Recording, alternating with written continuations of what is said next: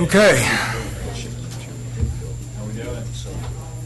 Welcome to the Monday, May 2nd, 2016 Milton City Council meeting. And Mayor Joe Lockwood is not here tonight, and I think Councilmember Bert Hewitt is with them. Unfortunately, we lost some members of the Milton family this weekend, and I want to read their names real quick. The City of Milton has our flags at half staff, and just so everybody knows where everybody is. So those Christina Devon Samaria, Kayla Lee Canedo, Brittany Catherine Feldman, and Hallie Grace Scott. I would like to ask Remco Bromett to come up and say a prayer, and afterwards let's take a moment of silence for the events this weekend. Let's pray. Our God in heaven, we thank you for the opportunity to come together tonight. We thank you for our freedom and our well-being in this city. However, we are mindful of those that are hurting tonight, and we think particularly of the families of Holly and Kayla and Brittany and Christina, and ask that you would surround them with peace and comfort and strength. We ask that too for the parents of Agnes Kim, who is fighting to recover from her injuries in the hospital. Give them your peace and give them hope for recovery. Lord, we thank you that you are a God who does not waste our sorrows. You are near to the brokenhearted, and you reach into our pain, and you help us in our journey towards a new normal. We pray that that will be a reality for all these families tonight. And we ask that you help us honor them by realizing that life is fragile and we need to live it wisely. For our meeting tonight, we ask that you bless our city council and city staff with wisdom and vision and unity in mind and spirit as they administer the affairs of this city. Bless our city, every home, every business, with safety and well-being tonight, and watch over the police officers and the firefighters in the execution of their duties. We ask all these things in your name. Amen. Amen.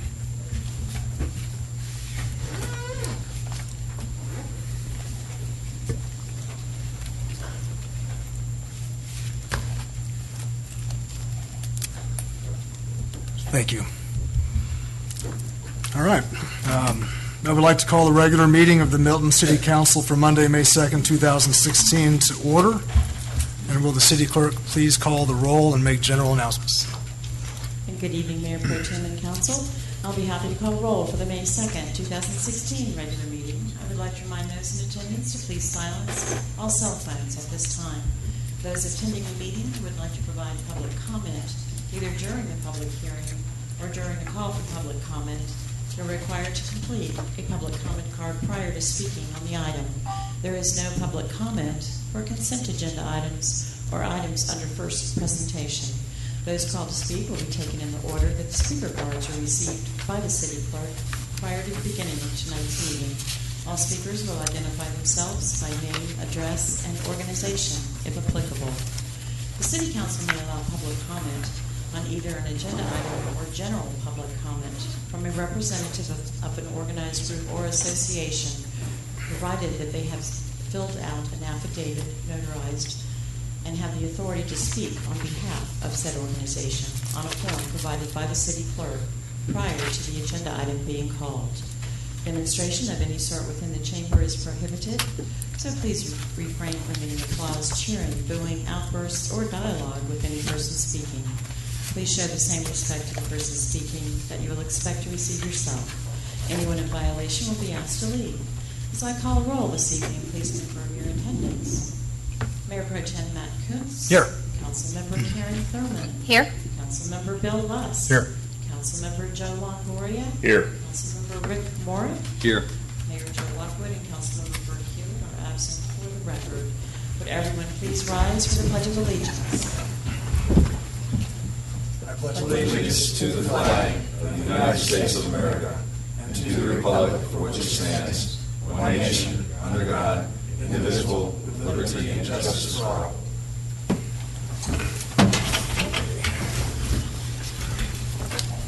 All right.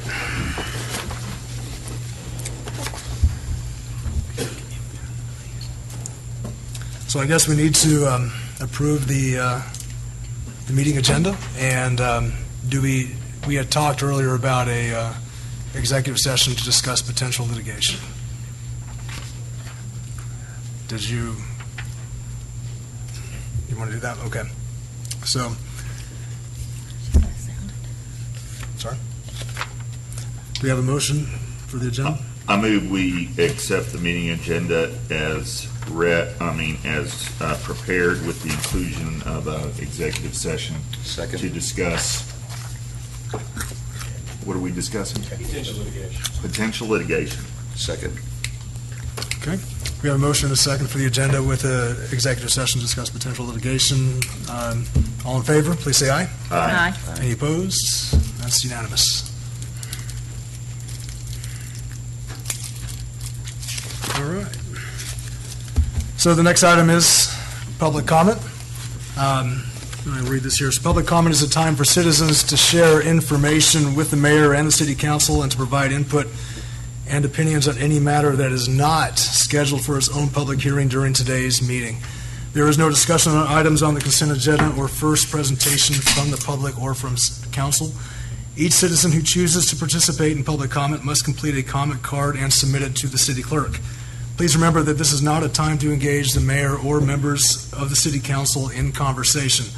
When your name is called, please come forward and speak into the microphone stating your name and address for the record. You'll have 5 minutes for remarks.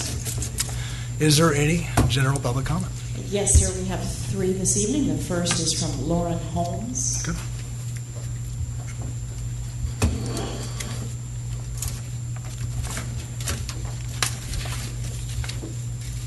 Good evening. Lauren Holmes, 13900 Haygood Road, Milton, Georgia. Robert's rules were thrown out the window Monday, April 25th, at the City Council meeting. A council member recused herself but spoke 7 times with 3 extremely relevant comments. She called for a point of order and redirected the discussion, and the city attorney counted one of her votes towards an extension. One city council member was allowed a 20-minute PowerPoint presentation who you would have thought was on the developer's marketing team. Staff members having private conversation with the developer and their attorney at the podium during council meeting. Several times, the applicant's attorney stood up and directed our council on interpretations of Robert's rules. Why were we sitting in a council meeting negotiating with the developer on matters that were not brought before Planning Commission or staff for more than 3 hours, and the applicant was allowed to stand up and interact with the council? What about the opposition?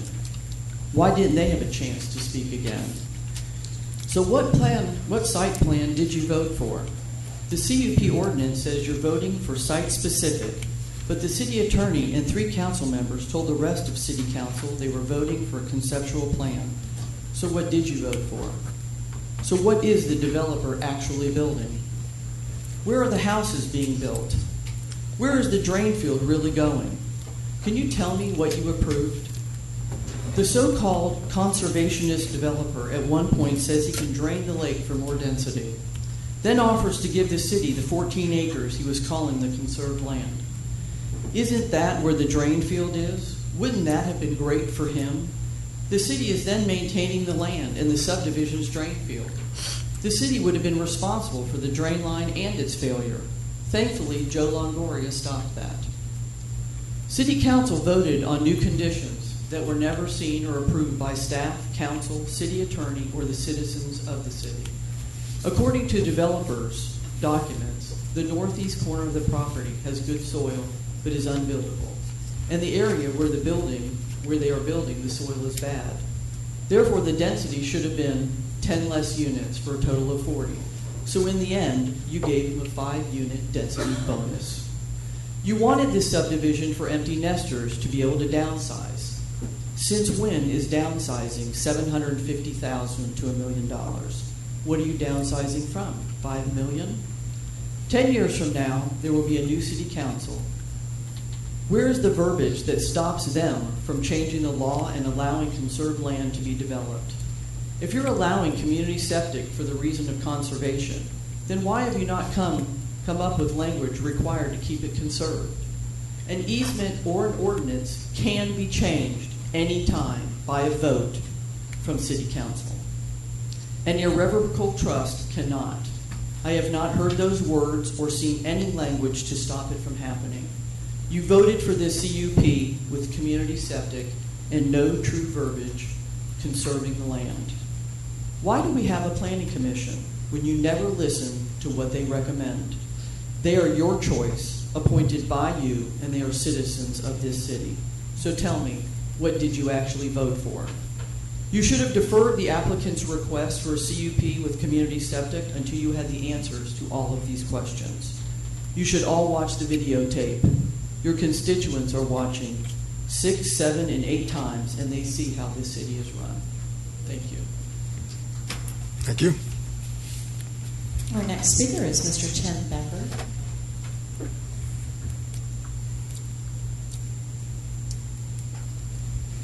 Good evening. Tim Becker, 15625 Canterbury Chase, Milton, Georgia. I am a member of the Milton Coalition. We are a nonpartisan group of concerned citizens advocating for clean, competent, courageous, and most importantly, citizen-centric government.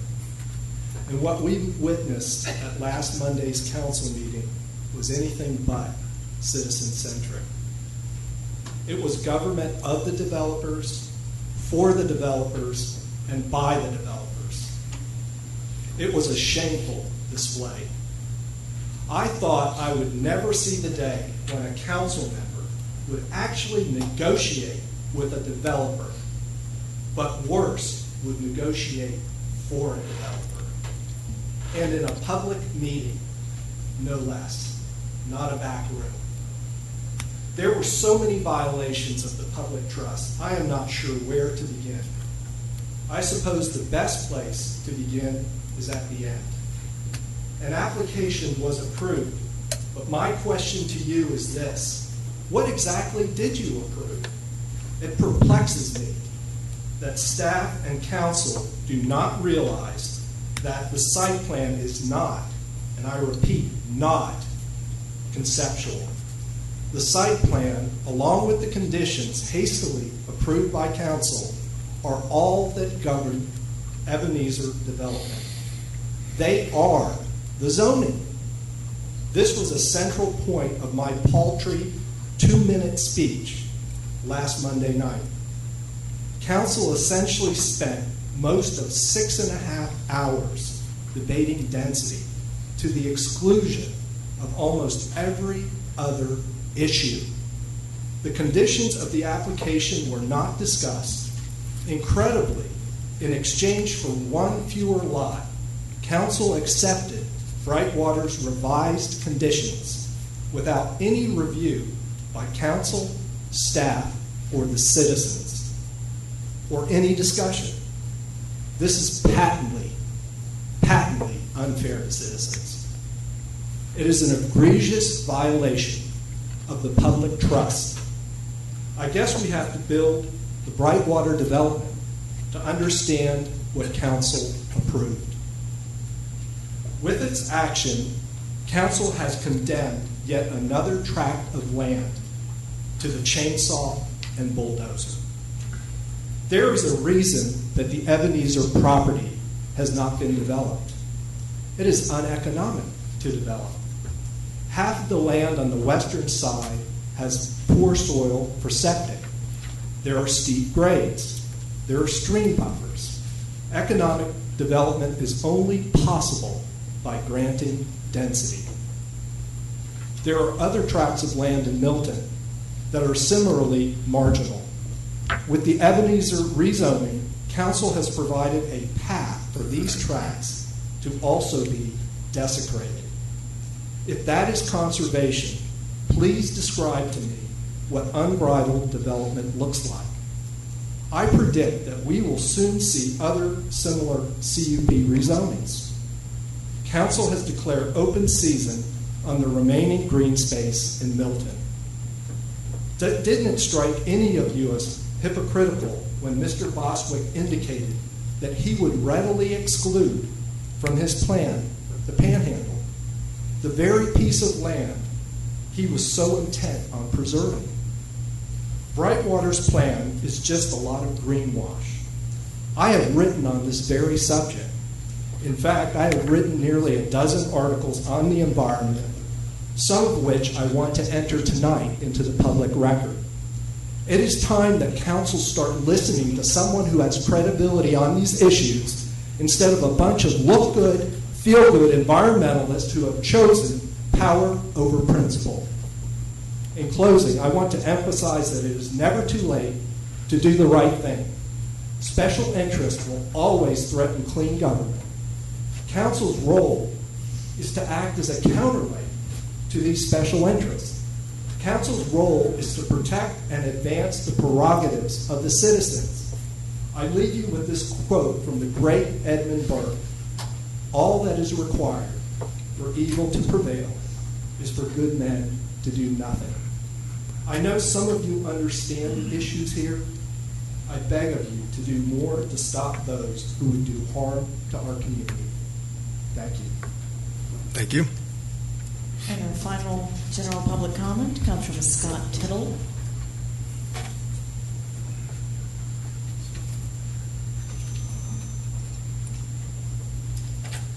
I'm Scott Tittle, 12875 Hayden Hall, Roswell.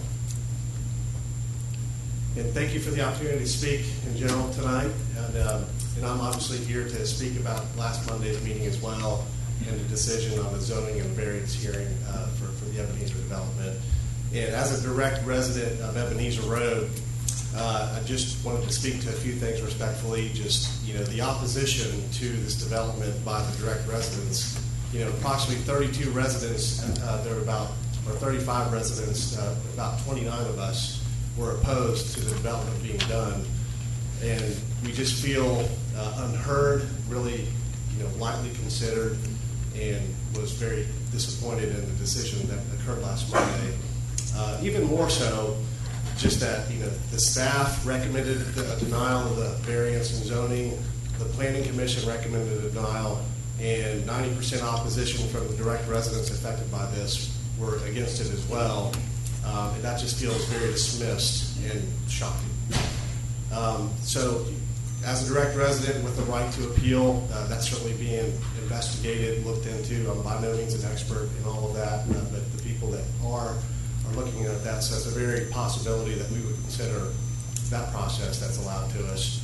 And the other part is, and I wasn't there for the whole meeting, but I was, when I watched it online at the parts that I missed, and I just think the very surprising part of the process is that the entire meeting it seemed like you guys love the idea of a CUP plan that you can control it. And so I get that. And all the way up until the last 15 minutes of the meeting, so that's 6 hours and 15 minutes, that was that seemed like the thing that you guys really adhered to. But at the last minute, it's the city's conditions are thrown out and the builder's conditions are accepted. And I don't understand that. That's just crazy. So instead of, and then you accepted a concept plan without a site plan, and you took out 5 houses, which is better, but it still leaves it open to now the developer pretty much has what you feared for in an AG1 decision for a development. Now with this CUP plan, it has the same pretty much license to kind of do what they want because you accepted a blind site plan and a concept plan for him to go forward with. And so as a resident, it just makes us fearful of what that looks like. And then I was also shared with an email from the other about 250 acres that adjoin this property, the Lakapani parcel.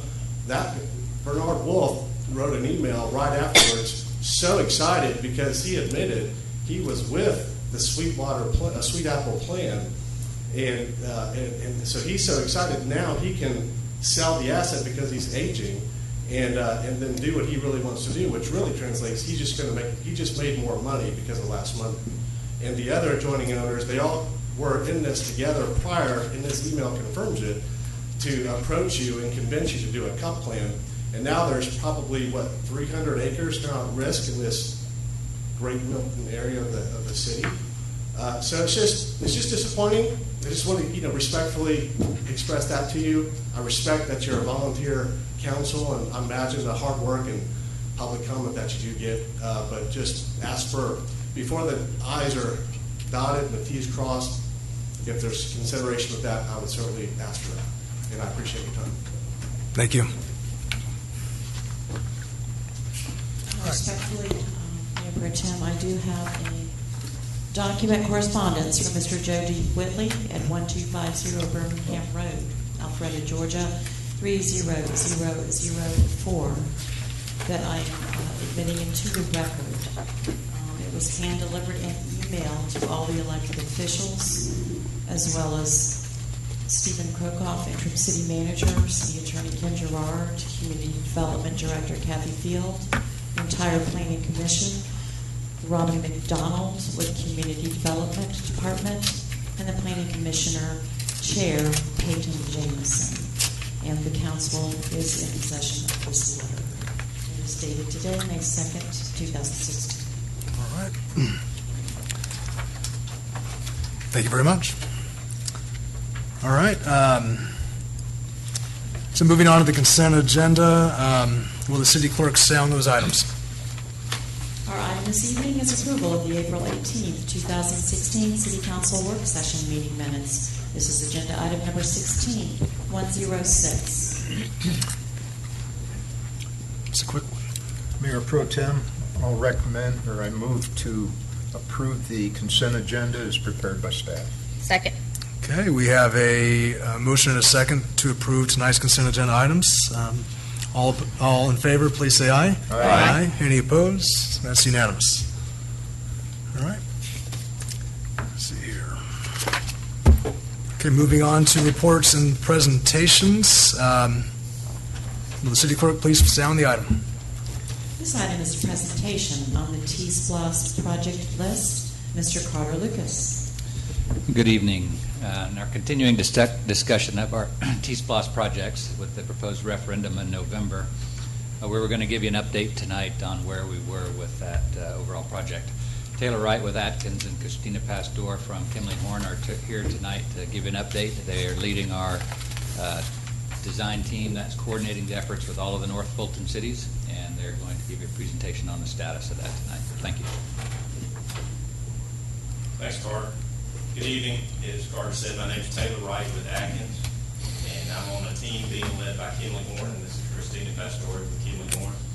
And as he mentioned, we're here tonight to give you an update on the project list that we've been working hard as a group, all of the five representatives from all the five cities along with our team. So we're here tonight with a draft list, and I do want to stress that this is a draft list.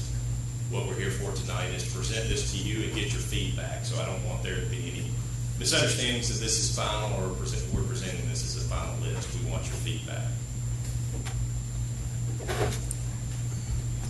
Just want to start with a little bit of context of how we as a group came up with the list.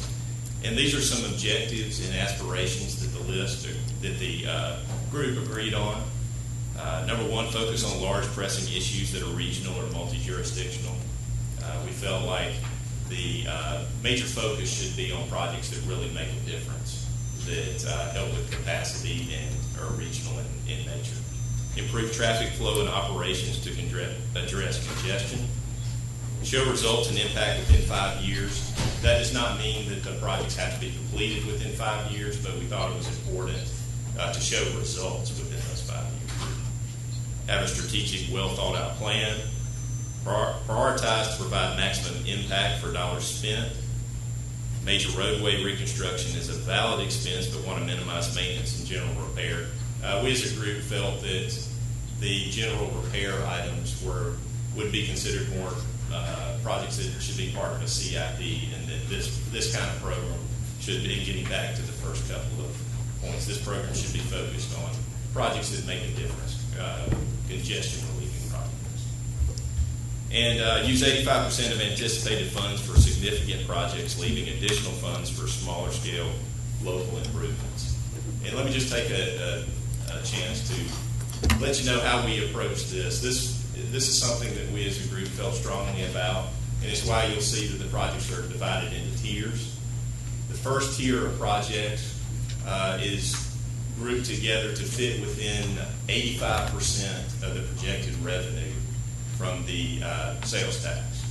So, the reason we did that is just in case maybe cost would rise and price would come in a little bit higher than what was estimated, or maybe revenue won't come in to meet projections. So the Tier 1 fits within 0 and 85% of the projected revenue. Tier 2 is between 85 and 100% of the projected revenue. And we also included a group of projects, Tier 3 projects, just in case the revenue exceeded projections, or if maybe our cost estimates were low and there was more money to move forward. So that's just a little context on the list that you'll see and how we divided them into tiers. So this chart will give you an idea of how the revenue is projected by cities and unincorporated Fulton. One thing I do want to point out, and you'll see that the projection right now is for the city of Milton to receive about $36.5 million.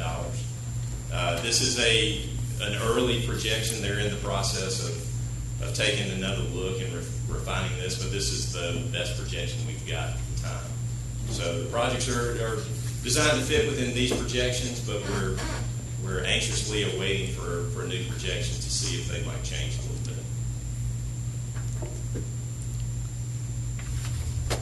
Thanks, Taylor. So we want to dig in just a little bit into the projects themselves. This map that you see is, as Taylor mentioned, everything is very much draft, but this is focusing on the regional projects that are within Milton. And you can see some of the projects around the outside, so you can kind of see how they tie in together. And that's really critical as we think about these cross-jurisdictional movements that people are making, because nobody ever stops traveling at the city boundary. So there's two regional projects that we want to point out included in the list right now. The first is the Windward Parkway widening and operational improvements. That ties in with the project that Alpharetta is working on, as well as the interchange improvements that are happening on the ramp. And then additionally, the Morris Road widening, and that would be tied with the interchange at McGinnis Ferry and the improvements that would come up, the widening that would happen along McGinnis Ferry. The Morris Road widening would also tie into that to help funnel traffic over to State Route 9 through the commercial district. So those are the two regional projects, and you can see the projects shown in pink are the ones that are happening outside of that, whether they're being funded by other city funds or they may be in the regional transportation plan or some other. They may even be under construction. So that's to give you some background about other projects that are also happening. The next map in the following list of projects are the projects that are specifically focused in Milton. And I'm not going to get into a great amount of detail unless, of course, you would like to. But in addition to the two regional projects, between Tier 1 and Tier 2, which is what's showing in the map, we have a total of 8 intersection projects, 1 bridge project, 2 trail projects, 1 new road, and 1 other kind of overarching program. So there's a number of different things, and these are actually projects, many of the vast majority of them are being considered as a part of the CTP effort also. So we're going to be getting a lot of public feedback through our outreach efforts coming up in the next couple of weeks. But a lot of consistency between what's happening in the transportation plan right now, the comprehensive transportation plan, and what is listed here in the T-SPLOST. And so you can see a little bit more detail on this slide that shows the breakdown, as Taylor mentioned, Tier 1 and Tier 2. The combination of Tier 1 and Tier 2 will get you to the 100% of estimated revenue, anticipated revenue. And then Tier 3 is over and above that 100% projection. Are there any questions about the process or project list? Questions, Bill? Christina, you mentioned, well, 2 things. You mentioned Morris Road widening to tie into the new interchange. Is there anything allocated in there for a connection to between Morris Road and Highway 9, like Webb Road, for example? That is not included, but there is another project. Carter, do you? There isn't specifically, other than we were just trying to get tied into the 4-lane and continue the 4-lane all the way down Morris, where it would tie into Deerfield. So it is 4 lanes currently. So we'd have a continuous 4-lane from the end of the GDOT project, the interchange project, all the way to Deerfield. That would then tie into the Windward project, the widening of Windward to 6 lanes over to, that would make the connection over to Highway 9. Now, in Windward, we're just talking about the north side of Windward, right? We are. Okay. The city of Alpharetta is talking about both sides. Right. It just escaped me.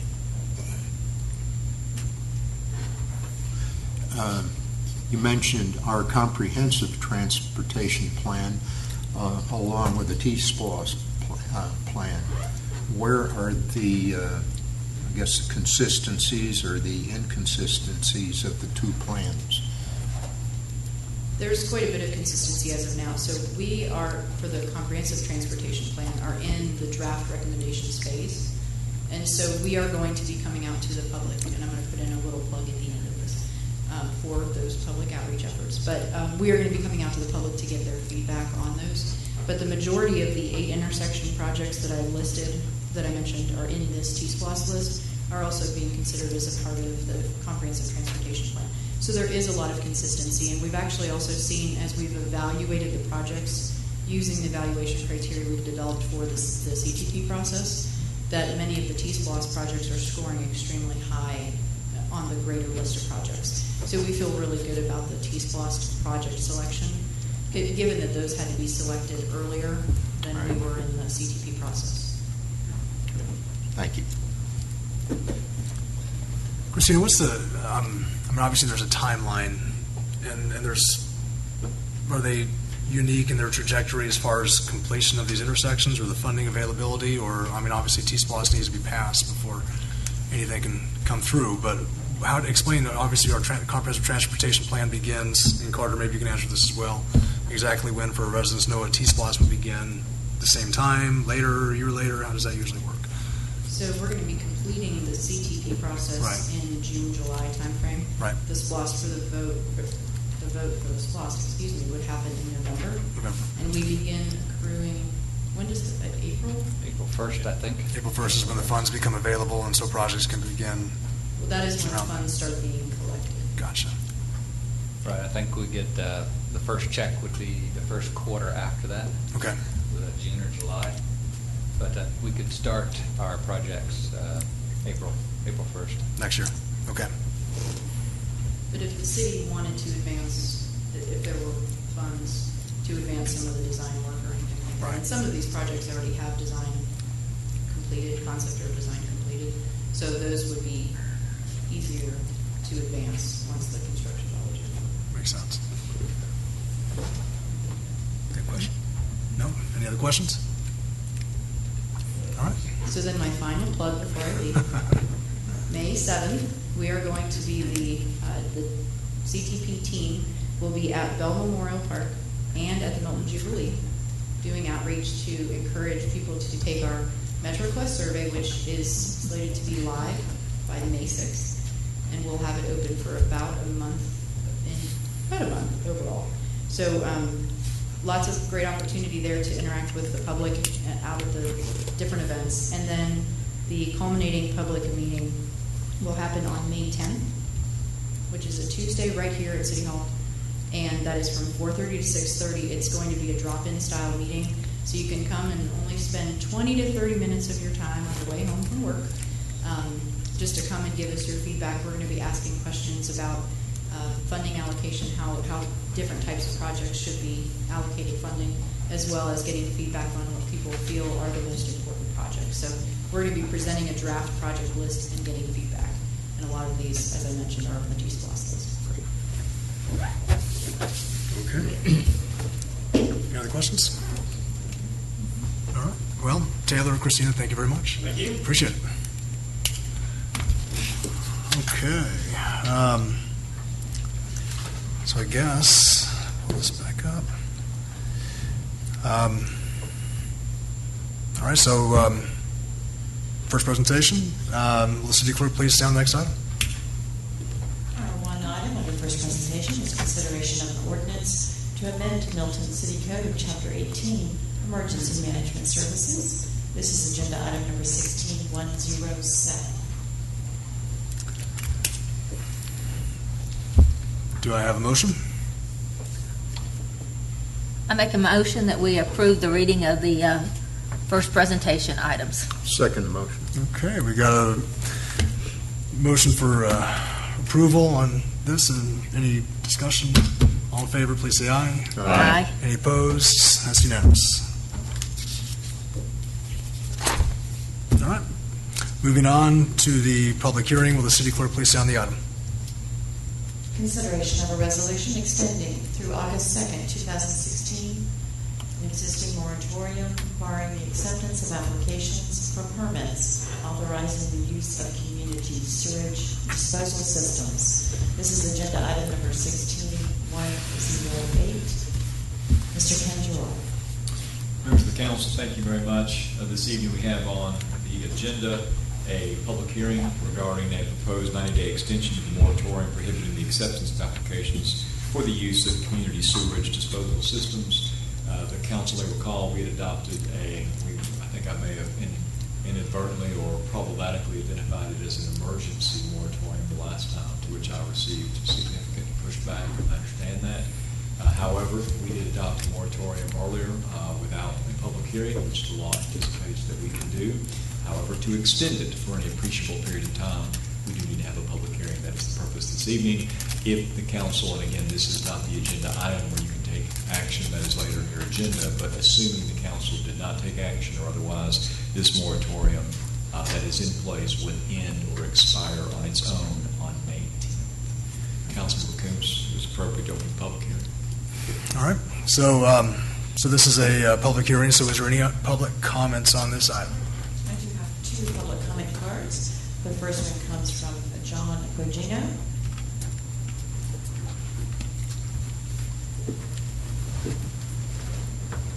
Good evening. My name is John Bogino. I live at 14495 Coco Road, which is 78 East Farm. And I have a few comments. The more I listen today, the more interest I got of other things that were discussed here. I'm a big property rights guy. If you bought a piece of property, you can do what you want. 20 years ago or so, when I bought the farm, there was really no traffic, no traffic lights. It was really, really nice. Then my neighbors came along, and they bought an acre here and 5 acres there, and they built big houses all along my pasture lines, and I figured that's their right to do it. I didn't expect the gates to close as I moved into, then it was unincorporated Fulton, now it's Milton. So the gates didn't close. And despite a lot of things I hear, I think y'all do a really, really good job with the problems that address the council. I think you guys do really do very well under sometimes very difficult situations. But anyway, what I wanted to talk about tonight was I'm in favor of anything that helps Milton stay green. It's a beautiful community, the way things have been set up. I look forward to moving up to Milton. Apparently I wasn't alone. A lot of people like to move up here. We've got great schools and churches, and it's just a very nice community. But getting to this issue of the community sewerage, my understanding of it is that a certain number of units would be put up and then preserved a certain amount of green space for the fields. And I think that's great. It gives us quite a bit more green space. Talking to my neighbors, they have this idea that when these developments go in, they'll have a sewerage plant in that neighborhood.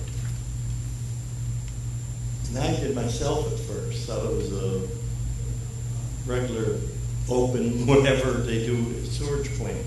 Later I found out that everyone still would have a septic tank, and only the runoff would go into the fields to be perked.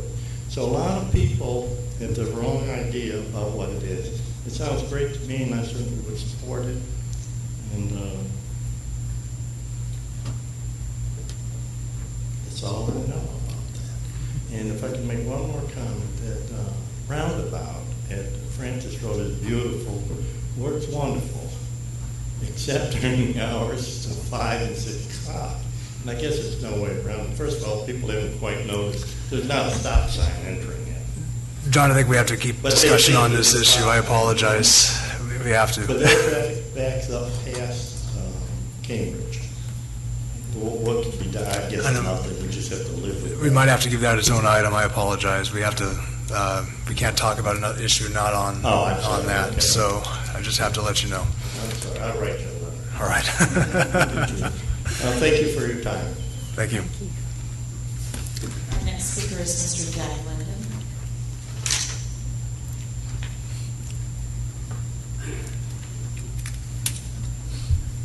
Good evening, council members. My name is Jack Linden. I live at 14810 East Bluff Road in Milton. I've decided I wanted to speak a little bit today about this because since this issue came up of the moratorium on this, and you guys are going to be considering, I assume, ways to regulate and control the way community septic systems might be installed in the city, I've been doing a good deal of research, and I plan to pass a lot of that information along to you over the course of the next few weeks. One of the things I've been looking at is the proceedings of the Georgia Water Research Conference that was held at UGA in April of 2011. And there's some very interesting things there. One of the things I think is most interesting is that when most people talk about these issues, they actually compare community septic systems or package systems, cluster systems, or various names that it goes under, versus individual home septic systems. We've had a lot of discussion about how these things are somehow related to sewer systems, but sewer systems are centralized systems, have nothing to do with these kinds of package systems or individual septic systems. What really needs to be considered here is the relationship between these package systems and individual sewer systems and how good they both are. And I think you probably are aware, but I want to make it clear that right now in the city, almost all of our residents have individual septic systems. They are not controlled in any way. There's no laws governing the way that they are maintained, managed, or inspected. And this is the main source of problem that was indicated in this conference. Lots of septic systems are failing in the state of Georgia. It's causing lots of problems with sewer systems, with our water quality. And these issues can be addressed with, I believe, with the kind of package systems that we're talking about here, which are maintained, regulated, and approved by the Georgia Department of Environmental Quality. One other point I wanted to make, this just floored me when I read this. In the state of Georgia, the state ordinances prevent community boards of health from passing any laws requiring the maintenance of individual septic systems. We cannot, the county cannot pass a law that says we have to maintain our systems. Now, I don't know, I haven't done enough research to know if that law pertains to municipalities. I would hope that at some point the city of Milton could begin to regulate to some extent systems that are going to start failing and already started failing in this city. But that might be something you want to consider when you look into this whole issue of community septic systems versus individual septic systems. Thank you. Thank you. Is that it? That's all the comments. That's it. All right. So public hearing is now closed. And is there any council discussion? Karen. I just have one question. The way this reads is that it's a date of August 2nd that extended to. It's my understanding it is extended through August 2nd or which time we put ordinances in place that govern this. Is that correct? That's correct. As soon as we put ordinances in place, It would automatically expire the moment that is done, or it would also expire if the council takes affirmative action long before August to terminate it. But yes, Councilmember Vernon, that's correct. So really, it's not, August 2nd's not a definitive date, it's just until that date, or that's the longest it is unless we make changes earlier. That's correct. Joe? Steve, so do we have any estimate on when we might have some kind of product that the city council can debate and review and vote on? We are in the process of consulting with national, global experts on this. We're hoping to have them in within the next several weeks at a work session to be able to really get all of the questions that you would want answered. Carter, do we have any timeline? Dr. Rubin won't be back till after May 6th, so we'll be working on scheduling something as soon as he's back in the country. Okay.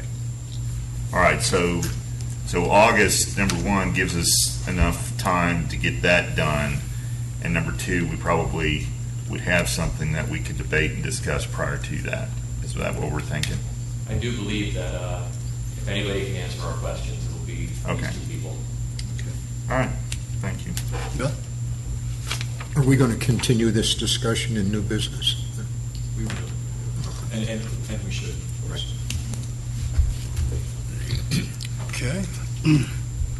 Any other discussion? All right. I guess we'll move on. There are no items under the zoning agenda. Moving on to unfinished business. Will the city clerk please sound the first item? Consideration of an ordinance to amend the defined benefit pension plan to reduce the qualifications for normal retirement to attainment of 65 and 5 years of total credited service. This is agenda item number 16900. First presentation was at the April 25th council meeting. Ms. Stacy Inglis. I'm actually doing this for Sam tonight. He had a family obligation, so bear with me. Hopefully I can answer any questions that might come my way.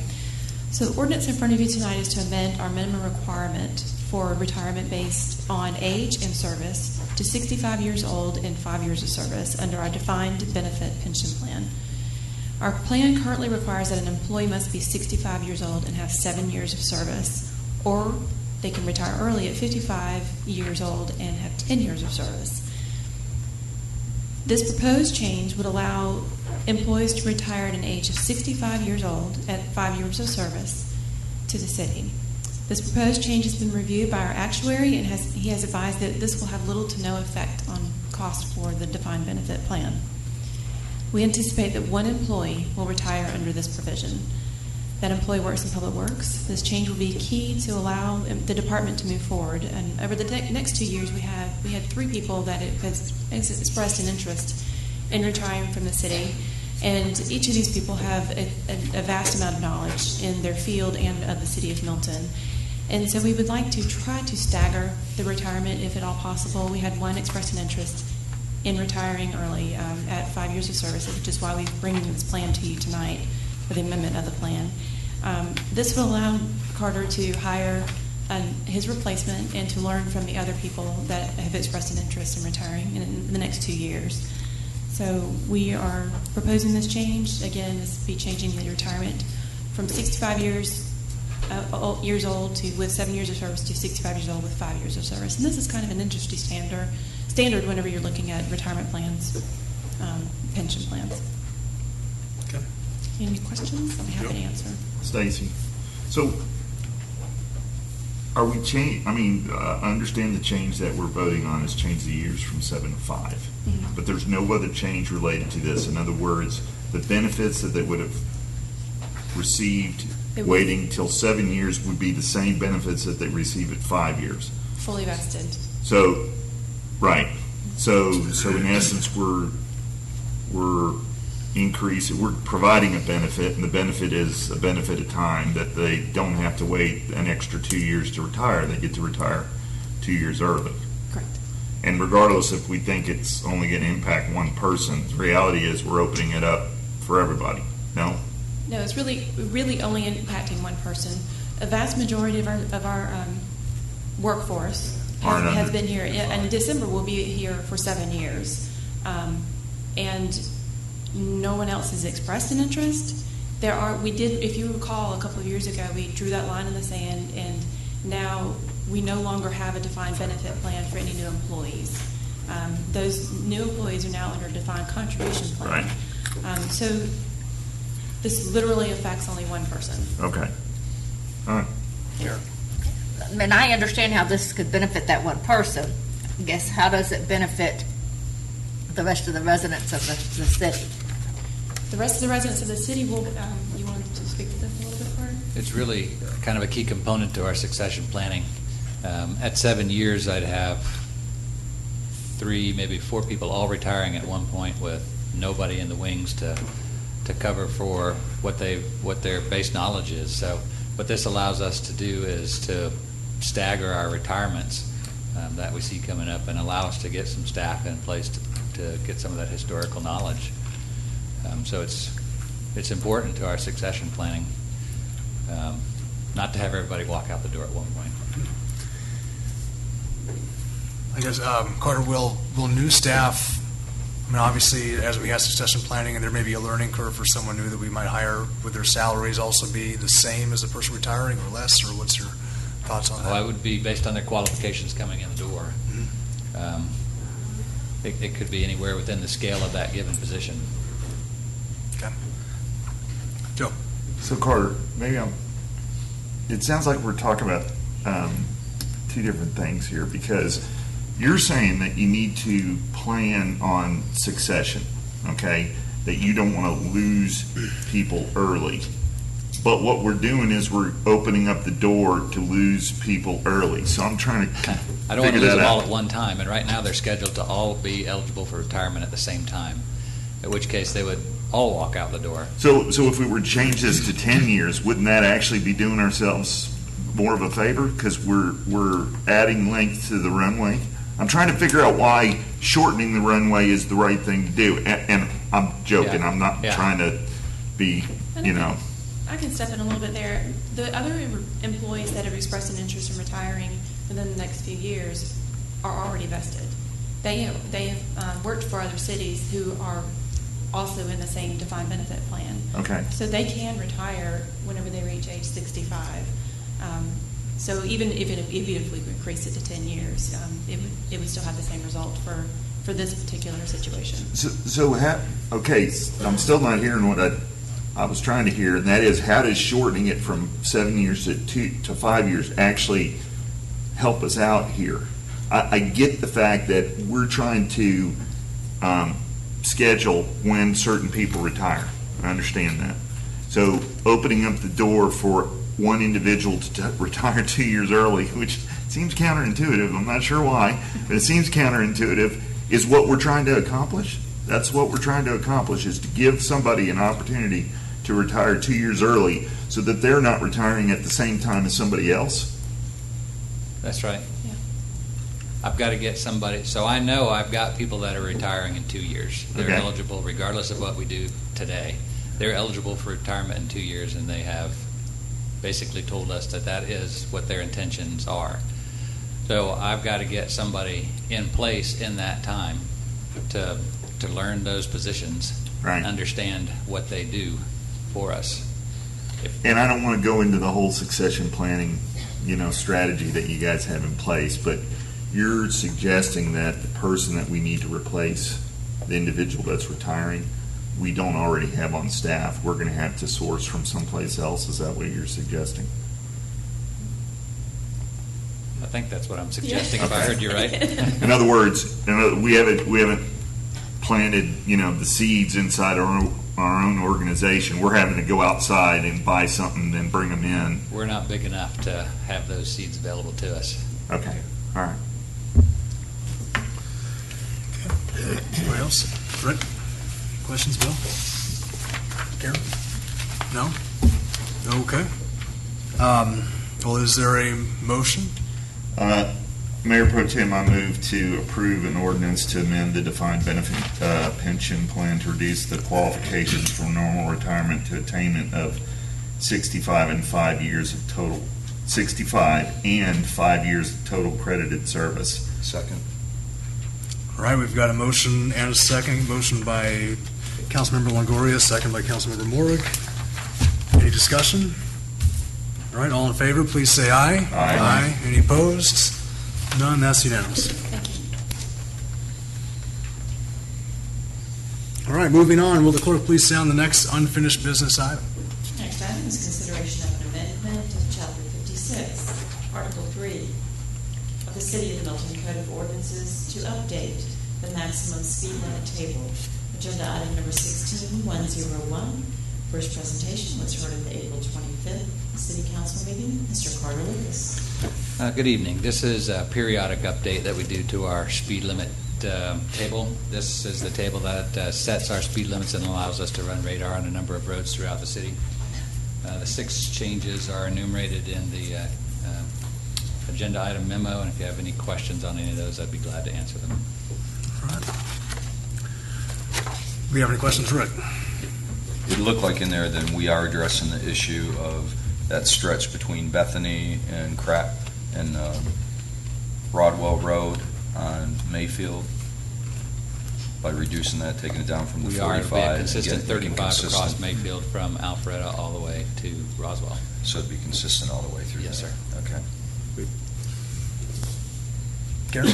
It looks like, other than getting rid of roads that are now in 80 communities, everything else is actually a reduction to the speed limit, correct?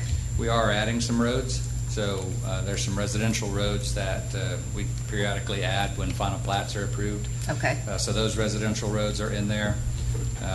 But we're not increasing speed limits on any roads? We're not increasing speed limits. Okay. Okay. Bill, anything? Joe? No? All right. Well, is there a motion? I'll make a motion that we approve the consideration of an amendment of Chapter 56, Article 3 of the City of Milton Code of Ordinances to update the maximum speed limit table, Agenda Item 16-101. Second motion. Okay. We have a motion by Councilwoman Thurman, second by Councilmember Lusk. Any discussion? All in favor, please say aye. Aye. Any opposed? That's unanimous. Thank you. Moving on, will the clerk please sound the final unfinished business item? Final item this evening is consideration to adopt an amendment to the impact fee ordinance fee schedule. This is agenda item number 16102. It was discussed at April 18th City Council work session, and first presentation was at the April 25th City Council meeting. We do have 2 public comment cards to order. Okay. Goes after the presentation. What do you guys think? After? After. Okay. Go ahead. Okay, good evening. Michelle McIntosh, representing City of Milton. Like Susie said, we talked about this on April 18th at the work session. The impact fee was originally adopted in 2015, October 5th, and the ordinance had an attached fee schedule that showed the maximum fees for the 4 categories allowable for impact fees: the parks and recreation, fire protection, law enforcement, and roads. The parks and rec category, however, was discounted at that meeting to 50%. So we eventually charged 50% on the parks and rec and keeping the other categories to 100%. The thought was that over the next 6 months we'd see how it go and then revisit the whole impact fee schedule. And so here we are. At the April 18th meeting, we looked at the current fee schedule as well as a fee schedule that showed the Parks and Rec category at 75% and also a fee schedule that showed the Park and Rec category at 100%. Council directed staff to prepare an ordinance and a fee schedule that showed all the impact fee categories at 100%. So we have that prepared. It was at the first read on April 25th, and today we are here for a decision. We have our consultant who worked on the impact fee study, Bill Ross, here. If there are any questions for him, but I open it up for questions for me at the moment. Okay. You guys want to have questions now, or do you want to wait till after public comment? Yeah, we can wait. Okay, we'll wait. public comment. Public comment next, please. Okay, our first public comment comes from Mr. James Touchton, and he has filled out an affidavit and is speaking on behalf of the Council for Quality Growth. Mayor and Council, I'm James Touchton with the Council for Quality Growth. So the proposed fee impact before you, the rough produced, it stated that the numbers presented are intended to establish a ceiling max allowable fee from the state law, not necessarily a recommendation of reasonable fees that were based on development trends in North Fulton. So according to your proposed capital improved element plan, the impact fees are expected to pay for 306 acres of new parkland, 45 acres and 38 miles of new trails, and 1,138 acres of conservation easements, as well as numerous public facilities. But the impact fees collected cannot be used to fund the maintenance operations or replacement of deteriorated facilities. So I guess our question first is, how will the upkeep of these new public parks, trails, and facilities be managed and funded? Secondly, the Ross reported a substantial existing level of service shortfall for parks, trails, and recreational facilities in Milton.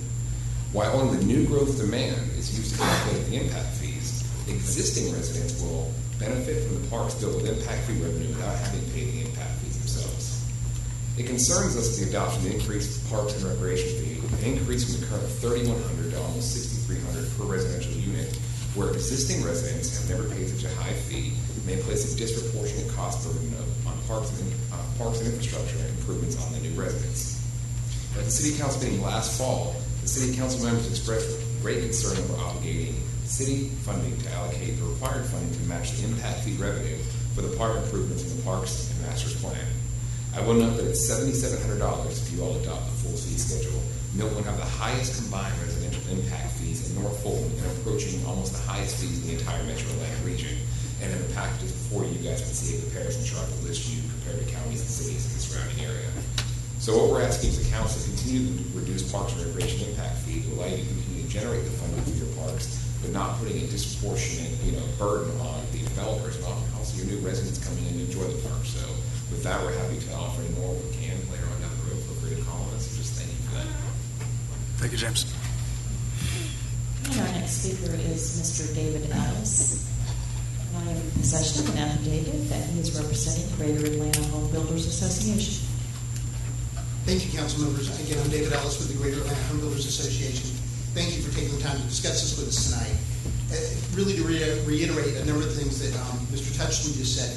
One of our concerns back in the fall when we actually talked about these fees, one of the things we did talk about, and there was concern from the council members about the cost. It was over $200 million park plan that was built into the impact, which designed around the impact fees, and the public obligation, the public funding obligation that would come with that. Certainly the impact fees wouldn't be allowed to use all of that. And one of the things the staff had talked about was reevaluating that plan with you guys before we actually reassessed or looked at the fees. So I think that's something that would be well thought through to do, just to make sure we got the numbers right, that we're charging the right amount to new residents, as well as what we'll eventually charge to the existing residents, what they'll have to pay to fully fund that plan, just to make sure it's right, it's legally defensible, and all those good things. The other thing, and it always sounds, I don't want this to sound trite when I say it, but there is a real concern about workforce housing. Everything we do to raise the cost of housing in any community limits people's ability to come to this community. A $3,000 increase in housing will tell literally many, many people that work in this community that they can't live in this community. And it's something to always consider when you look at anything that affects the cost of housing. One other thing I would ask is whatever we do with the impact fees, it would be very useful for those in the industry to be able to pay the fees at the CO, the time that they get their certificate of occupancy, not just when they actually apply for the fee. The impact that's created by housing really happens at the end, not at the beginning, and many communities allow that. And that, I think that would be very helpful in this process. And we would ask you again to continue on. Let's reevaluate the comprehensive plan, look at our Parks and Rec plan, make sure we have the right plan and that we fund it properly as we move forward. Thank you so much for your time, and again, anything we can do to help, let us know. Thank you, David. Any more? That's all the comments, sir. Okay, so any discussion? Right. Yeah, and maybe this is something staff can help. Under the current ordinance, what is the obligation as far as when the applicant has to pay, is it going to be at the time of application, or is it at the CO, or is there an option to do either? There's an option. So we have a fair amount of people who just go ahead and pay, write the check, and there's a few folks that opt to pay at the time of CO. So at the time you've got the CO and someone's buying the house, they could opt to hold off and pay the impact fee at that point in time. Correct. Yeah, that's built into all of this. Okay. And then other question has to do with the way it's actually structured. What we heard about the liability of the city is we're basically signing up for a plan.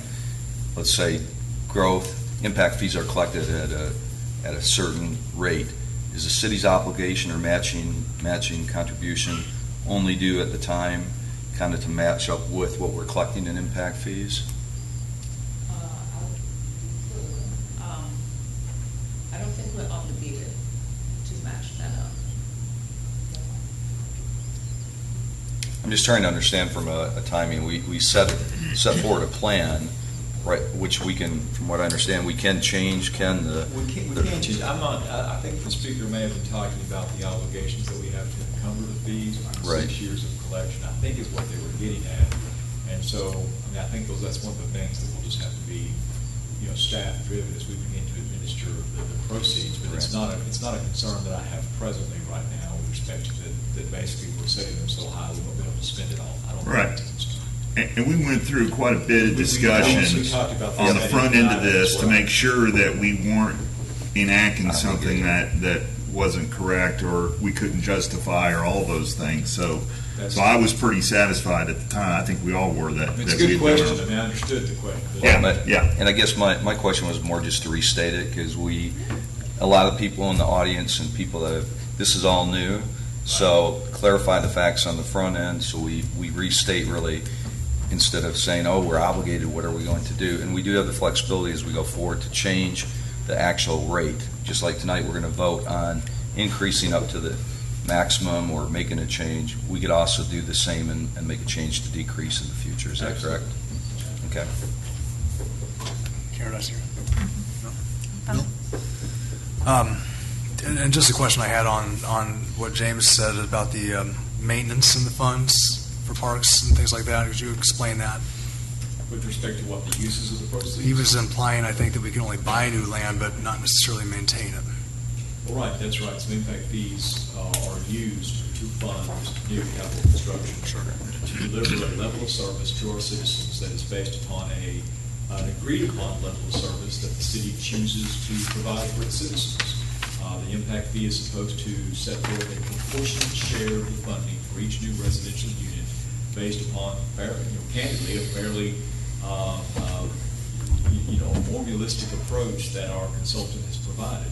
And the City of Milton exercises discretion to set the fee at 50% of what that formula yielded for 6 months, sort of a let's test it on for size, and now candidly, in compliance with the council's directives, you're being brought back to say we think we need to go to the full 100%. So yes, I agree, but I think we have a capital improvement plan that will support the other. Yes, okay.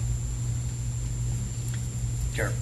And quite frankly, impact fees are assessed because of new development, and any new development should be bringing in additional property tax revenue that can handle the ongoing maintenance that is not covered by the impact fees. Presumably, there would be obviously some upward adjustment of our taxation rate because of the improvements in the land. Yes. Okay. Any more questions? Do I hear a motion? Yeah, I'll move to approve the amendment to adopt the increase in impact fee ordinance. To adopt the impact fee ordinance fee schedule. Too many fees in there. Agenda item number 16-102. Second. Second.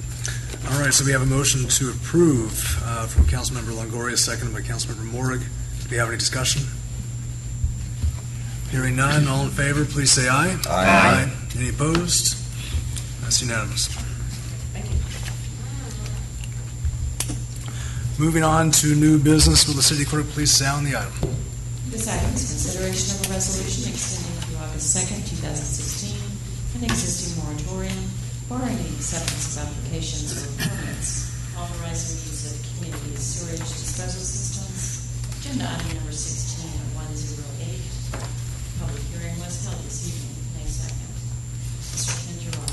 Mr. Mayor Pro Tem, members of the council, this was the product of our public hearing we heard already in the agenda. Now it is time for the action item. If you choose to extend the moratorium for some amount of time, we have advertised it for 90 days. If you take no action, this moratorium that is presently in effect will expire on its own terms on May 10th. As Councilmember Thurman noted, however, just because we are extending this until August, there are multiple scenarios where the moratorium could expire earlier than that. At any time, the council can simply, by affirmative vote of the council, choose to shut the moratorium down. But also, if we in fact adopt modifications to the community septic provisions of our code, or repeal those, or whatever the variation may be, the moratorium will expire as a matter of course that very evening. Mr. Mayor Pro Tem. Okay. Do you have any discussion? Bill? I have several questions. What have we done to date since we enacted this moratorium? What kind of research or documents have we put together? What kind of review of the existing chapter has been done? Just an update as to where we are right now.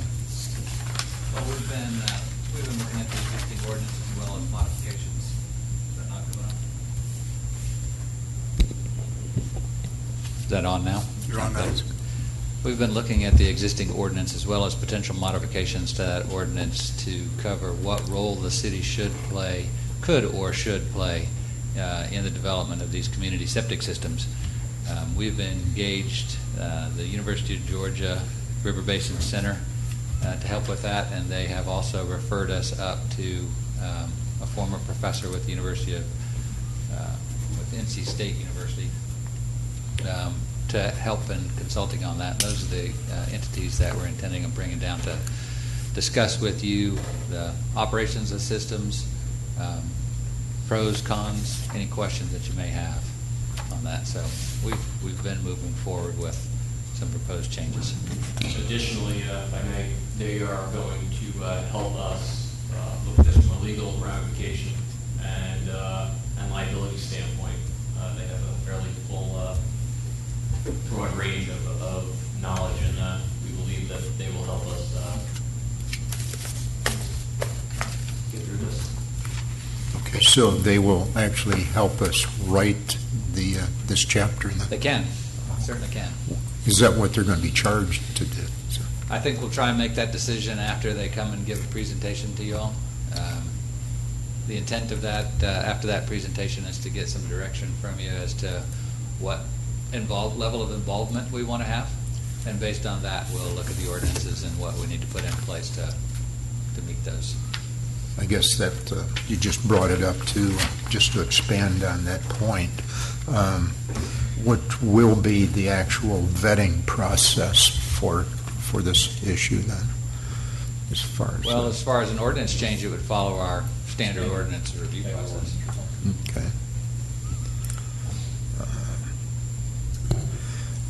One of the speakers brought up, and we've heard the discussion in the past about establishing either our own health department or establishing our own inspection department as regards to sanitary waste systems. Is that going to be part of the research or the discussion too, or? If you would like it to be, it certainly could be. I think that probably branches into an area that is not currently, that we don't currently have expertise on, and is probably a little bit broader than what we anticipated. But if that's something that the council directs us to look at, we certainly will. Well, I think that's an aspect of the whole issue that we may want to consider, just from my own standpoint anyways. I'm going to call point of order on myself real quick. Do we have any public comment on this before we continue on? We do not. Okay, just want to make sure I didn't bring that up last time. I apologize. Joe? Were you done, Bill? For the time being, sure. Okay. Thank you. Yeah, and I just want to make sure, I mean, right now, our ordinances allow the use of community septic. It's by right for all zoning districts. I just wanted to make sure that it wasn't a by right thing. I was wanting it to be a by vote thing. So I don't know that, I mean, I certainly would appreciate hearing opinions and, understand what other municipalities are doing towards this. But I thought all we were really doing was buying ourselves some time so we could put in the by right language and replace it with the must be approved kind of language. Well, I think that's part of it. I think it goes a little bit beyond that into what role the council believes that we as staff should play in either the design of these systems and or the inspection of these systems. So one of the components that we look at, and we will be looking at on the Ebenezer Road Tract, is who operates as the trustee of these systems. Does the city want to get involved to the extent that we become the trustee of these systems? That may give us some more involvement in both the design, inspection, and maintenance. Not necessarily putting the obligation on the city, but at least allowing us to monitor these systems and making sure that those types of activities are being done. And if we go that far, what are the ramifications of that? What are the future implications of that? So there are a number of questions that I think we want to work through just so that we understand from a staff's perspective what council's expectation is in the long term to the operation and maintenance of these systems. At this point, they'd be reviewed, approved, and monitored by the state. If we think that's adequate, we can leave it at that. If we believe we need to have some higher level of review on these systems, then that's what we want to address in the ordinance changes. But we want to make sure that we have the experts in place to be able to answer any questions that you may have before we move forward on making formal changes to the ordinance. So Steve, we're planning on engaging these consultants as soon as they come back or are available or whatever. I mean, right now, do we have an agenda for them to follow in their presentation to us, or are we just wanting to brainstorm with them? I have a long list of questions that have been posed by various council members that we are forwarding to them. Additionally, I want to see if there's any gaps we're missing, so this way when they come, they can present on the questions that have been raised, and then also be available to answer any questions that that presentation may also itself create. Okay. Brett? And the folks that we're trying to engage in this, from I think what I gather are the experts. They actually are certified experts that could tell us this is how community septic works. These are different types of systems. Here's where they work, how effectively they work. So we're getting objective data versus just subjective, which we've heard before by a provider or somebody may have a vested interest. This is someone who's an expert that can tell us this is what it can do, this is how it works, this is where they are in use. Give us actual factual data. That is correct. Okay. Yeah. I guess my question is on having a moratorium on this. If anybody were to come before us for a community septic system, they have to come before us through the CUP process anyway, right? Currently, right? Only if they're if they're not doing AG1. Right. They could. Right. But if this moratorium is in place, I don't believe they would be able to carry that administration forward. So there's a vetting. So the moratorium in place, they couldn't do that. So the I guess my question is we don't have an influx of people requesting these right now. But my question is if someone were to, wouldn't then they go through the vetting process again of a CUP like what we just did with Ebenezer? I mean, ultimately, are we not doing double work on this? It's just my question. So I don't think the application would be accepted right now. With a moratorium. Correct. Right. But my question is if we have a moratorium in place, we do not accept applications, right? To the extent that it involves community septic. Exactly. So, but if the application comes before us and with an idea of a community septic system, we could still deny it during the CUP process if we don't like the implications of the technology being used currently. Yeah, I want to make sure we're using the right language here, Matt. I think I know what you mean. Right. If somebody is applying for rezoning to anything, and it includes community septic, they can apply for it. Right. Under the moratorium. Right. Right. Correct. Exactly. So at the same, the question is one of allowance versus not. Should we reject the idea of any application coming before us during this time is a question. If we have someone that has a community septic or a conservation subdivision or something like that as an idea for their development, they cannot give us an application currently, right? Under the moratorium. Let me ask, I think But the question you're at, go ahead. well, so my point is that the purpose of the moratorium from a extension of time is one thought. Do we, though, as a staff, I know we're having questions in regards to how we handle this as we go forward, but we also go through that decision-making process during the CUP process as well, correct? I mean, yes, I would assume it would be coming forward under a CUP process. If you had a piece of property that didn't require rezoning but wanted to use a community septic, there's nothing that would prevent them from coming forward without the moratorium. But that's also not a guarantee of approval either. We wouldn't have any say in it at that point. If it came forward under a community septic, it would be reviewed and approved at the state level, at which point we don't really have any say in it. That's why we brought this forward originally. Currently, if someone could develop by right under AG1 and they turn around and apply to the state for whatever reason, they decided they wanted community septic under the current AG1 zoning, the city of Milton has absolutely no control over that. And the reason for this moratorium was to determine how we want to control that, what role we want to play. And that was a situation, though it's not likely to occur because economically it may not make sense. However, we were in a situation where we had no control over the outcome. And that's not a situation as a city I think you want to be in.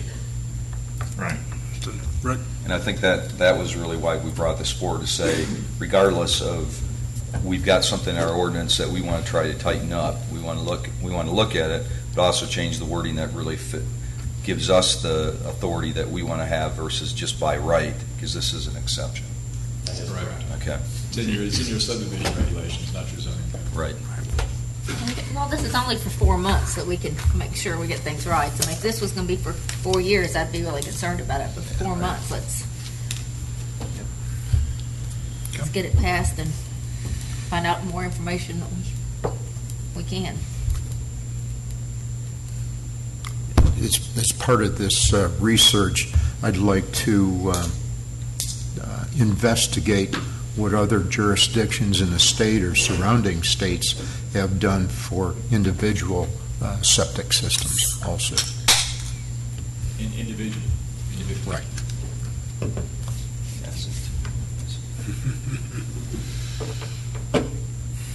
And I'd like to see pictures and diagrams. There's a lot of language as far as it goes, but some of us are visual when we look at it. And, I haven't seen any of that brought before us without my actually having to go see one a couple weeks ago.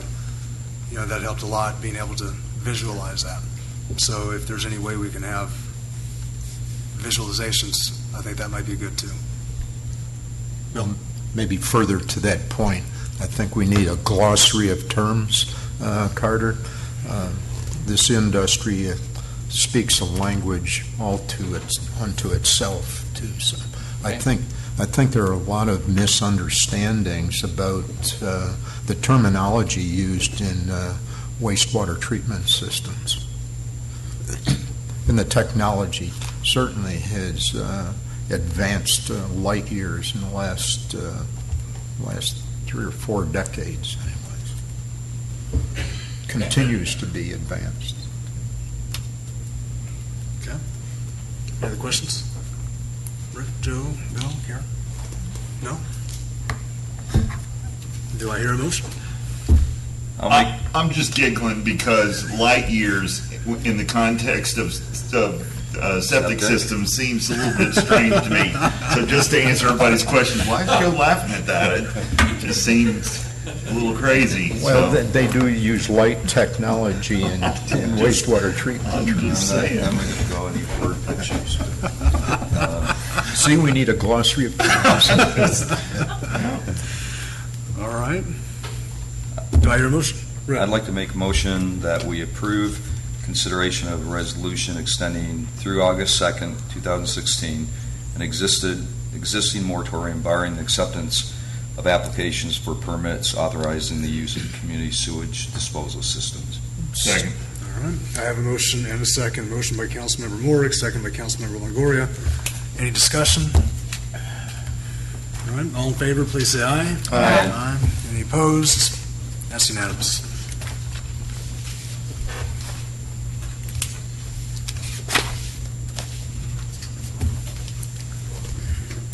Okay.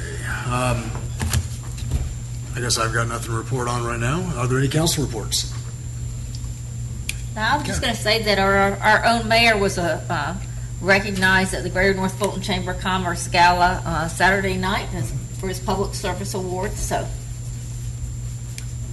he kept his speech down to about 4 or 5 words. He took lessons from Carter and kept it really brief and short, and I'm sure people appreciated it. Anybody else? I forgot, I do want to say one thing as well.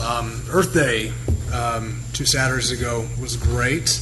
And I don't know about from the staff perspective, but I'm going to talk about this when Angela gets up. But the request was made that we think about doing something at Birmingham Park. And, I've heard about that. I talked with MDAC. I talked with, I think I talked with Jim Craig with the Parks and Rec Department. Obviously, Milton Groves Green needs to work on that too. But if there's any way, since we got a year to go, we'd love to see us try to find a way to do that if we could. Project plan. Yes. And I believe Milton Jubilee is this Saturday also. Plug in. It's a great event. Great event. Okay. Anything else? Nothing else? All right, moving on to staff reports. Since you're beginning with the city manager, but we got through our round of strategic planning with the 12 different departments. We are now vetting that out and working with each of the individual departments to ensure alignment, to create metrics that we can report on. And that culminated from I don't know if I can judge this, but good retreat that we had last Friday. And just from a staff perspective, I'd like to thank the council. That was I felt it was incredibly productive, for at least on our part. And I tell you, it was a bit humbling to see the level of engagement and really the level of attachment you had to the work you were doing. It was we were there for an awfully long time, and not once was anybody really looking out the window or anything like that. And that's very rare. So much appreciated. right. Okay.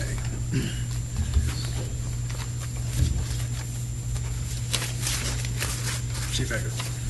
Good evening, I will take the hint to be brief. City's passing out a summary of fire calls. My thought was that every month we give you numbers, and it goes on a report that comes to you, but I don't know if it really means anything. So what I tried to do is put it into a format that may show or paint a different picture of what the department is doing. So I'll wait till that gets across the Basically, what this is showing is the call volume and fire loss since 2010 to 2016, which is just the first quarter of 16 in there. But what you can see is that you can see our EMS and rescue calls they're trending upward as expected. Population, traffic, and all those other things are contributing to that. The other stuff is it's kind of holding its own. It's maintaining what it is. But the overall call volume again is trending upward. I think that the biggest thing here, what was I think a little shocking to all of us, was the fire loss and damage. The dollars there was pretty substantial just in this last 12-month period.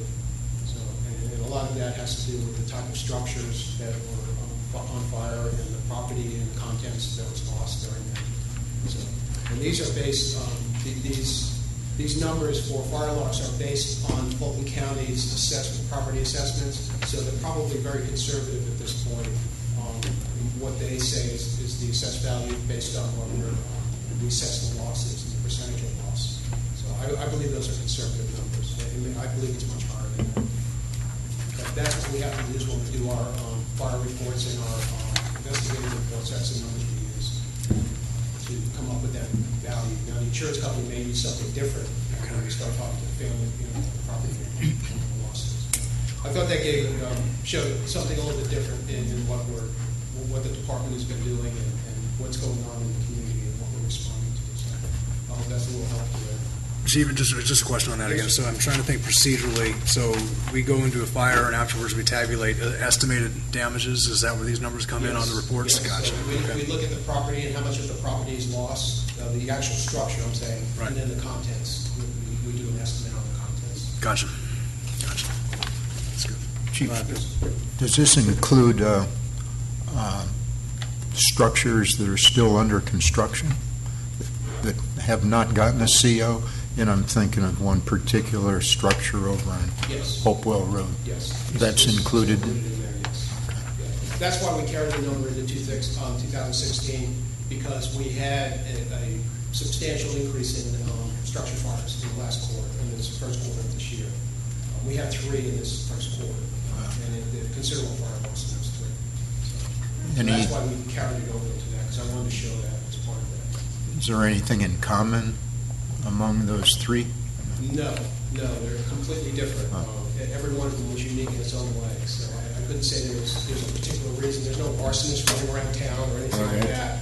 I believe we do a good job in fire prevention and public education, but some of these here are just completely different for whatever reason. The one on Hopewell Road is different from the commercial building we had on Highway 9 versus the residential house we had down off of Hopewell. So all completely different circumstances. Right.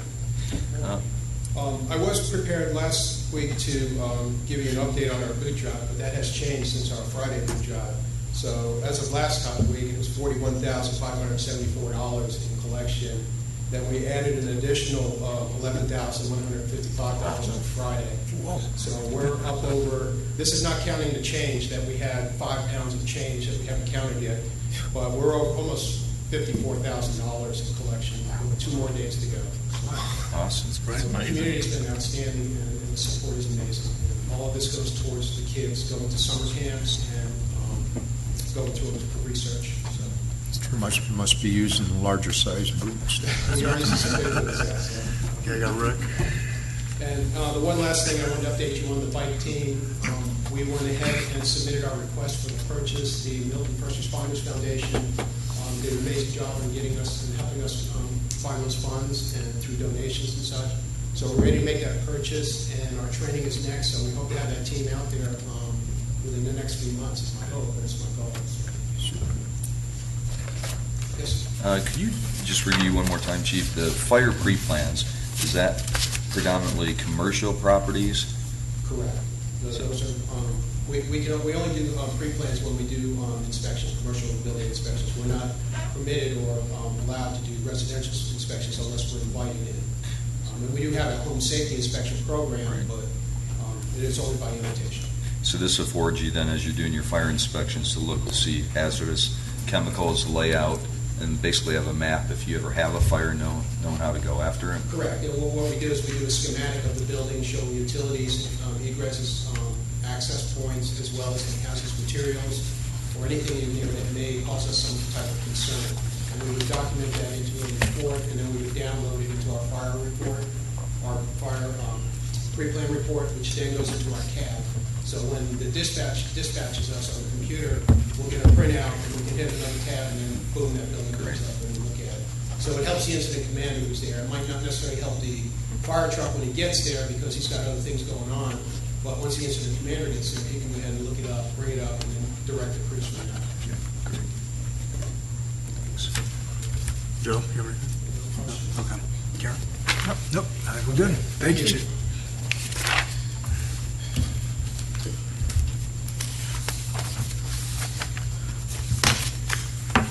Good evening. On behalf of Finance, I'm just going to give you a little update on the 3 things that we've been handling this last quarter. At the end of March, the FY15 CAFR was completed. It's published and out on the website for review. And then recently we had code enforcement help us out and go to the commercial businesses who have not renewed their business licenses. We had 115 mailed to the home-based businesses, And currently, we still have 155 businesses outstanding. Of that, 87 are home-based, so they may just be people who have moved on, closed their business, and just may not have notified us yet. So we're working on getting all that information up to date.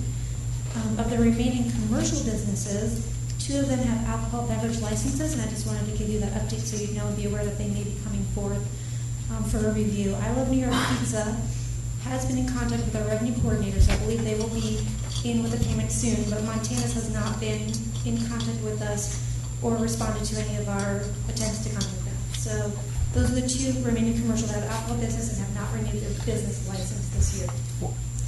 Lastly, we have the tax sale, and we are just completing the title research phase.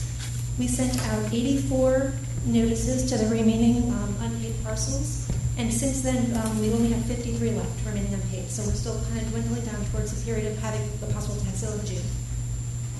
Any questions? Joe? Yes, sir. Yeah, so I thought we had gone over the licensing issue a little bit earlier in the year. Yes. And I thought we didn't have any issues.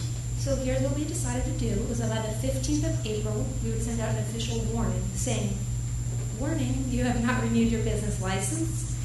And then if they had not renewed by the 15th of May, they would get a citation. So we're working really hard to go to door saying, hey, please, come on in before the 15th so we don't have to issue a citation, but the citations will come on the 15th if they still have not come in. Okay. So in the past, what we were talking about is they may not have gotten even a warning. Now we're working real hard with phone calls, letters, and deliveries. You're making sure they're getting the warning? Yes, sir. Oh, okay, all right, good. Trying to avoid the citation. Right.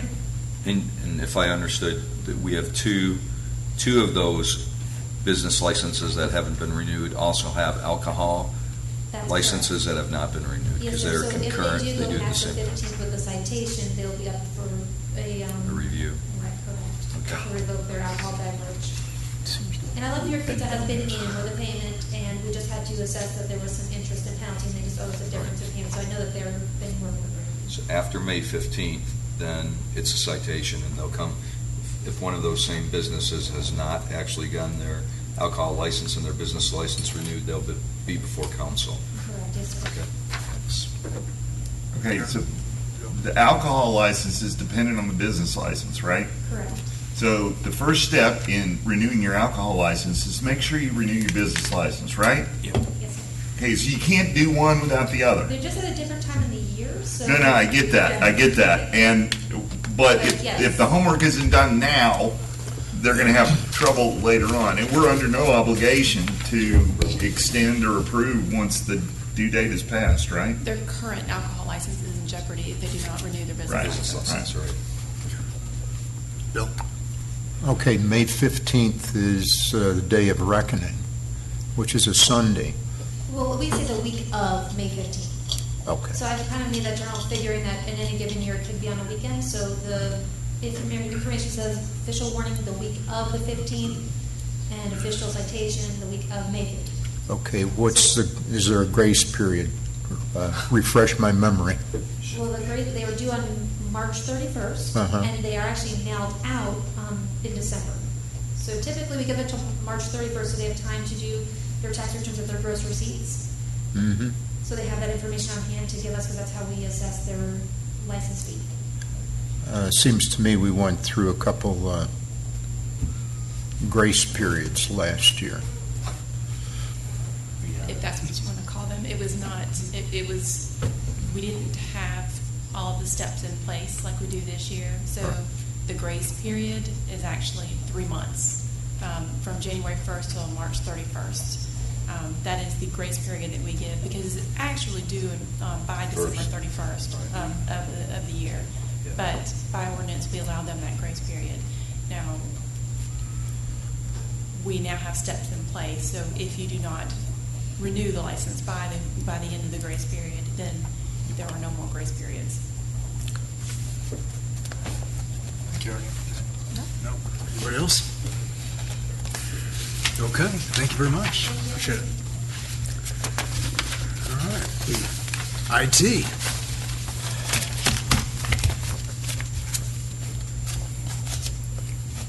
All right, well, I was trying to think of a way to work in the term light here. Well, I just said it there. Nothing much happened in the last month, except on April 11th, there was wait a minute, fiber circuit cut. Runs on lightning. Ooh. So there was a fiber cut between here and our data center with BC3, which took the greater part of the morning to fix. So folks down at City Hall, but since it was on a separate circuit from police, the police was not affected. We put measures in place now that we can shunt over to an alternate circuit for redundancy's sake. It shouldn't happen anymore. We did have a few more help desk requests in March than we did in February. I don't really see a trend in any of the help desk requests other than possibly projects or whatever. People just happen to be using the computer more. But, anyway, I'm working on getting a better metric that we can use that gives you more information on this kind of an unexplainable ebb and flow in tickets. I did have fun at the strategic meeting for the departments. I can't say we're moving light years forward, but we are. What we're working on is staying competitive with the market and efficient under our budget. So we are working on that. Any questions? Any questions? Anybody? Joe? Karen? All right. Thank you, Dan. Appreciate it. All right. And Angela.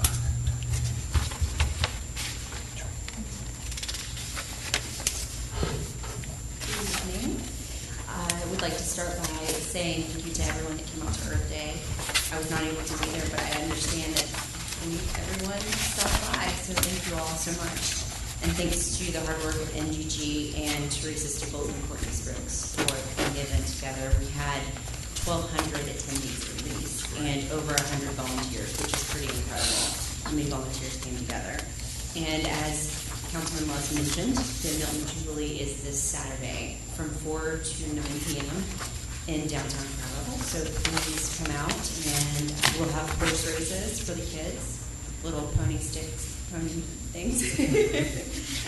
So you're welcome to participate, as I told Councilman Coons. We also have media training coming up on May 23rd from 9 to 11 a.m. I mentioned it to all of you, and I'll send a calendar invite as well tomorrow, but I wanted to just remind you. Better Together has a really interesting speaker coming up in the next week, Connie Nashburn. She's a local historian, and she'll be talking about Milton area history, which I think is pretty fascinating. Of course, that is May 9th, so that's a little bit of a conflict for most of us. But I also wanted to mention another initiative of Better Together, the Village Volunteers. I've mentioned to you all before, and I just want to let you know that we're doing really well, and they're meeting weekly, and they're providing programming to special needs young adults. It's a really interesting thing that we have going in our community, and if you ever want to go with me to a meeting, I'd love to take you, and Wayne Boston does a great job with the group, so I wanted to mention that. We also had a fantastic business connection event at Countryside Pet Estates.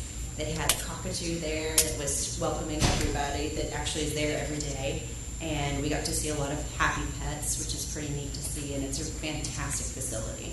And we had a lot of citizens stop by. Saturday. Any questions? Any questions? Anybody? All right. Thanks, Angela. Okay. Bill. I have a question. Maybe Chief can, in his capacity as Chief. Municipal Court report for the month of March, there were 402 citations issued, and there were 403 citations closed. Is that a carryover from the previous month?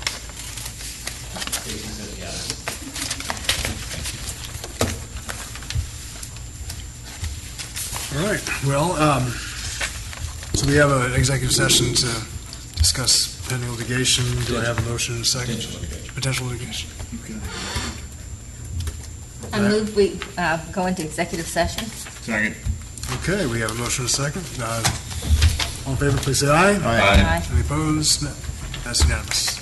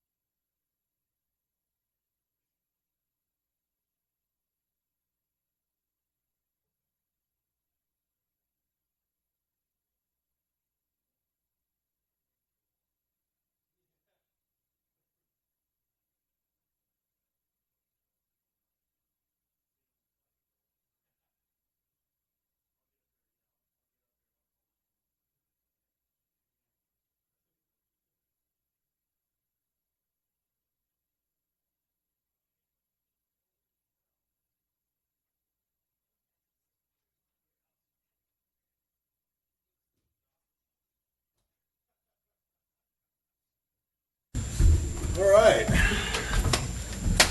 All in favor of Motion to reconvene. motion to reconvene? Motion to reconvene. You got a second? Second by Councilmember Longoria. All in favor, please say aye. Aye. Any opposed? All right. I move to dismiss the meeting. Motion to dismiss. Adjourn. Second. Second by Councilmember Ward. Discussion, all in favor, please say aye. Aye. Any opposed? That's unanimous.